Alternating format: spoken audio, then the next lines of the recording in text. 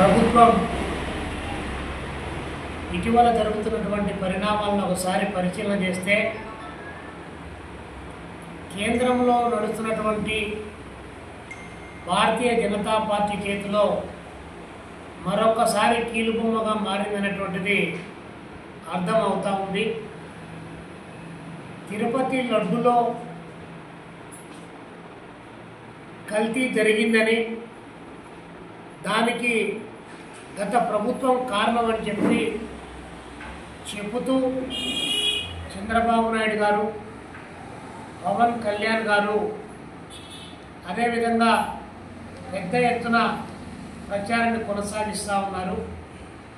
గత ప్రభుత్వంలో జరిగిందా, ఈ ప్రభుత్వంలో జరిగిందా, అసలు జరిగిందా లేదా అనేటువంటి అంశాన్ని ఒక్కసారి వాస్తవాలు ప్రజల ముందు పెట్టాల్సి వస్తే ఎంక్వైరీ చేసి దాని ద్వారా మాత్రమే నిరూపించాలి తప్ప అట్లా కాకుండా మీ రాజకీయ కొలిమిలో, మీ కులాల కుమ్ములాటలో, మీ మత ఉన్మాదాల ఉచ్చులో రాష్ట్ర ప్రజలను నలిపివేయడానికి మీరు దేవుణ్ణి సైతం వాడుకోవడంలో అగ్రగణ్యులు అని చెప్పేసి రాష్ట్ర ప్రజానికం భావిస్తూ ఉన్నారు. ఇప్పటికైనా కూడా ఇలాంటి అంశాలను పక్కన పెట్టి జరిగినటువంటి వాస్తవాలను ప్రజలకు వివరించమని చెప్పేసి మేము కోరుతా ఉన్నాం.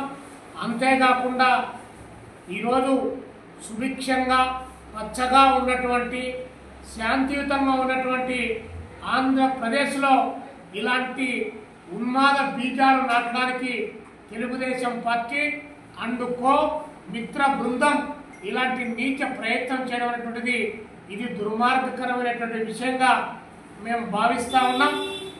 రాష్ట్రంలో చంద్రబాబు నాయుడు గారు అధికారంలో ఉన్నారా, జగన్మోహన్ రెడ్డి అధికారంలో ఉన్నారా?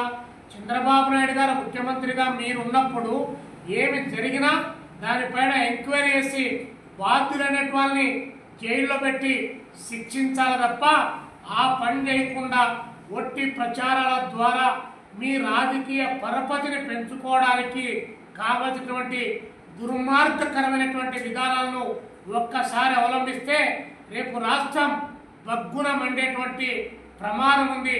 అలా బగ్గున మండితే ఆ ప్రమాదంలో చిక్కుకునేది మీరు కాదు కూర్చుండేది, కానీ గాదు కొంపల్లో ఉన్నటువంటి మీరు చేస్తున్నటువంటి నీచ రాజకీయాలకు ప్రజలు బలైపోతారని చెప్పి ఈ సందర్భంగా ప్రభుత్వానికి హెచ్చరిక చేస్తూ, మీరు 100 రోజుల్లో మీరు సాధించినటువంటి ప్రగతిని మీరు చెప్పుకోవడంలో వైఫల్యం చెందారు. ఎందుకంటే మీరు ప్రగతిని సాధించలేదు కాబట్టి మీరు ఇచ్చినటువంటి వాగ్దానాల్లో ఈ 100 రోజుల్లో ఏ ఒక్కటైనా అమలైందా?